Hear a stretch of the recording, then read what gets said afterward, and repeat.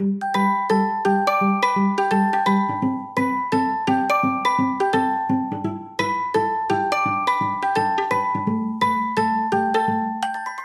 you've spent years trying to earn your parents' approval, what if I told you that the real work is not in fixing them, but rebuilding yourself? In this episode, we'll share some crucial steps to break free from those old patterns, set unshakable boundaries, and finally parent your kids or yourself the way you deserved all along.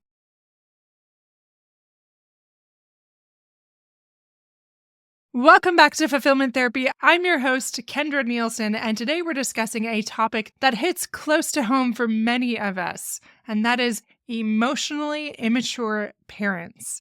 We're going to be exploring some eye-opening insights from Lindsay Gibson's book, Adult Children of Emotionally Immature Parents, that I've been reading for a while and talking about with many of my clients. Today, we're going to discuss how to heal and grow when you've been raised by parents who might not have had the emotional toolbox to support you fully in the way that you wanted and craved. I want to start things off with a story. I love stories. They help us apply it to ourselves and help us remember. This is a story of a client I had a while ago who I'll call Ashley, and she always had this nagging feeling that something was off with her mom. But she couldn't quite put her finger on it. Like, those moments when you share something really important and your parent just doesn't quite get it. Well, that was an everyday reality with Ashley. Her mom would brush off her feelings with classic lines that were something like, "Oh, you're being too sensitive," or "Oh, you'll get over it." Her mom was full of contradictions. For example, one moment she'd be so overly involved in her life and micromanaging things and wanting to have a say in her choices and her appearance. And then the next, she'd be completely emotionally distant and seemed uninterested in Ashley's thoughts or her feelings. And this was normal for Ashley. This is what she experienced most of her life. So that unpredictable behavior of her mom left her constantly on edge because she was never sure which version of her mom she'd get. And her mom's need for attention often meant that family conversations just revolved around her, and there was little room for Ashley's experiences or her emotions. And it wasn't until Ashley stumbled upon this book, even before I did, that light bulb moment happened, where suddenly those puzzle pieces of her childhood started to fit together. And she started to understand the impact of her mom's emotional immaturity on her own development and self-esteem. So I want you to think about that story and maybe apply it to yourself. Like, do you think maybe one of your parents or caregivers might be a little more emotionally immature? And this is not so much a judgment call, but also culturally, that's kind of what happened. The past few generations didn't focus nearly as much on emotions, and they've prided themselves on shoving them or not talking about them. So we see this often because generationally, people haven't had their emotional needs or even other needs met for quite some time. Now, it doesn't mean there's not great parents out there, but this is something where they didn't know what they didn't know. So what does an emotionally immature parent look like? I want to break it down very simply for you. First and foremost, it's all about them. These parents often put their needs at the front and center and sometimes forget about the other people in the room. And if that's you, that can be really hurtful. They have very little empathy, and they struggle to understand or even validate your feelings and emotions. They're also very hot and cold. So one day they're completely involved in your life, and then the next they're missing in action, and you just never know what you're going to get. Now, this affects us obviously as children, but it messes with us as adults too. When you grow up with emotionally immature parents, it can leave some lasting marks that you might not have considered before. It's like having an emotional neglect hangover. So you might struggle with self-worth or feel like your emotions are always on this roller coaster. And if you need more background, I'd really encourage you to read that book, and I'll put that in the show notes too. There's also these relationship woes that keep popping up. So forming and keeping healthy relationships can feel almost impossible because you didn't have it modeled very well for you growing up. There's also that doubt monster, and you might be wondering what that is. Well, that's that little voice in your head that's constantly having you second guess every decision you make. And that is a souvenir from an emotionally immature upbringing, one that we wished we did not have. So do you find yourself second-guessing every decision you make? Or do you feel like you're often on an emotional roller coaster or struggling to form and keep those healthy relationships. Dr. Nicola Pera says this: children of emotionally immature parents often become parentified, taking on adult responsibilities at a young age. And I see this a lot in my clients. Those that caretake excessively and worry about others, often when we break it down, they did have emotionally immature parents and they grew up way too quickly. I want to talk about another client, Emma, and this might sound familiar to you with her experience. She found that she was constantly seeking approval from everyone around her and mirroring what that was like as a child, always seeking her mom's approval, whether that's through straight A's or high performance in different areas, from, let's say, violin to whatever it might be, school throughout decades, and always seeking that approval and that validation and that acknowledgement, but very rarely getting it. When we can recognize these behaviors, it's like putting on glasses for the first time and suddenly everything makes more sense and it comes into focus. Let's talk about a few more of those patterns. Maybe there's a pattern in your life of your emotions getting dismissed very quickly. Or maybe you feel like the parent in relationships, especially with your parent, and you're always worrying about their well-being, and you realize it's not a typical parent-child relationship, and it really never has been. Likely your parent does everything they can to avoid those deep conversations. One of my clients talked about how his emotionally immature mother would do this. As soon as he would get serious about something, his mom would very quickly change the subject, just as things were starting to get real and more in-depth. And he realized it wasn't just her being scatterbrained, but it was emotional avoidance. And it had been going on for years, but he just never picked up on it. So now that you know a little bit more about it, that 101 version of it, what do we do about it? Well, there's 4 simple things you can start to heal. The first one is just simply get to know yourself. Start paying attention to how your upbringing shows up in your life now. And it's not simply to just stay that victim, but to validate your experience, especially because it wasn't validated for you growing up, and to grow in that compassion for yourself so that you can move forward.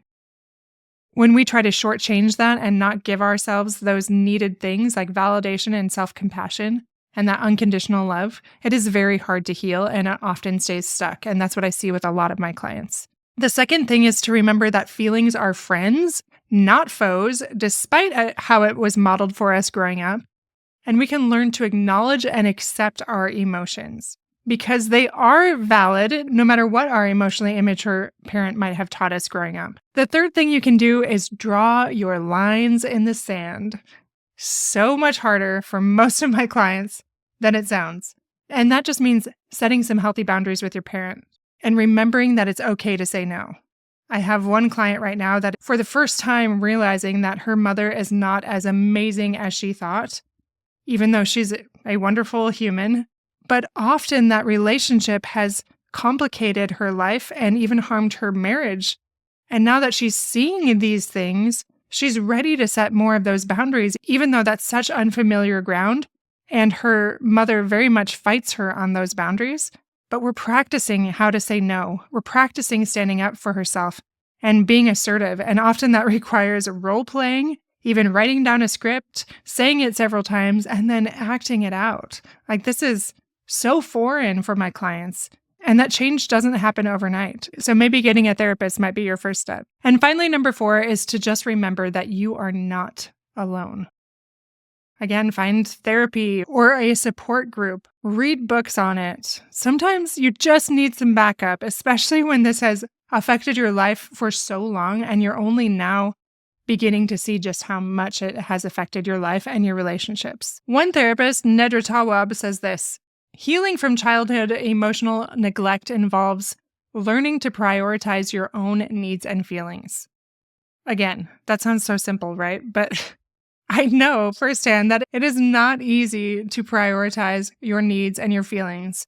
There's a lot of shame and guilt that comes up with that, especially when you learned from an early age to be a people pleaser, to help others instead of tune into your own needs and your feelings and them be validated and accepted. So if this is you, consider going to therapy. Therapy often helps, but there's also other things you can do, like journaling and group sessions, like I mentioned. It is not easy, but as we do these things, it's easier to learn to set boundaries and to process the things that have happened to us and explore how it continues to show up in our life. So if you are a parent going through this, here is how you can start to break that cycle. Tune into your emotions, pay attention to what you're feeling and why. Remember quality over quantity with your kids. So make that time real, have meaningful chats with your kids. And then last but not least, be that example. Show your kids that it's okay to have feelings and to talk about them. We really try to do that in our home, and that has really helped to normalize feelings, and it also helps them process it and move forward. Another one of my clients realized that he was turning into an emotionally distant dad and decided to mix things up a little bit. So he started having daily feeling check-ins with his kids when we talked about this. And he created that safe space to talk about what's going on and to normalize those feelings, even though it wasn't something that he was accustomed to in his own culture growing up. So I want to circle back to Ashley from the very beginning. So her journey was this healing that was a gradual process, like it is for many of us. And it started for her with setting boundaries. So that first time that Ashley told her mom she needed time alone, it felt so difficult, but also huge for her. And despite her mom guilt-tripping her, she stood firm. And with help and some role-playing and therapy, Ashley uncovered this deep-rooted self-doubt and this habit of downplaying her achievements. And one day in therapy, a breakthrough came when she finally stood up for herself with her career choices at dinner with her mom. And it really surprised her and her mom. She started to become more confident in the process as she leaned into that and practiced that more often. What really surprised her as she did this is that her relationship not only with her mom improved, but all of her relationships improved because she became more open, set more boundaries, and started to trust her judgment instead of relying on everyone else for approval. So obviously there were some setbacks, but she learned to be patient with herself in that process. In that situation, one of the most unexpected changes was Ashley's relationship with her mom. As she became more secure, she had more compassion for her mom and started to have more empathy for her experience, the reason that she was emotionally immature. They did not become best friends, but they found this new way of connecting. She learned to accept her mom without changing her, meeting her where she's at, while protecting her own well-being at the same time. So in this example, it shows us that healing from an emotionally immature upbringing is about those small steps towards self-awareness and those healthier connections. Remember, my friends, this is by no means a sprint. It's more like a marathon with some scenic detours. Be patient with yourself along this journey because it is so worthwhile, especially when you feel empowered and you take those first few steps and you're able to say no more or confront them more, even though it fills you with dread thinking about it right now. Think about how it will feel afterwards if you are able to start doing that more regularly. And my clients often find it's not as terrible as they expected. And it's a little bit addicting once you start to see that it's not as terrible as you imagine it might be. That's all I have for you guys today. Thank you for tuning in to Fulfillment Therapy. If you think this episode would help somebody else, maybe someone that has an emotionally immature parent, share this episode, post it on social media, whatever you can do, get the word out so that we can help others live a more fulfilled life. Until next time, this is Kendra Nielsen reminding you that fulfillment starts with understanding yourself and showing yourself some unconditional love and compassion. Lean in, my friends. I'll see you back here in just a few days.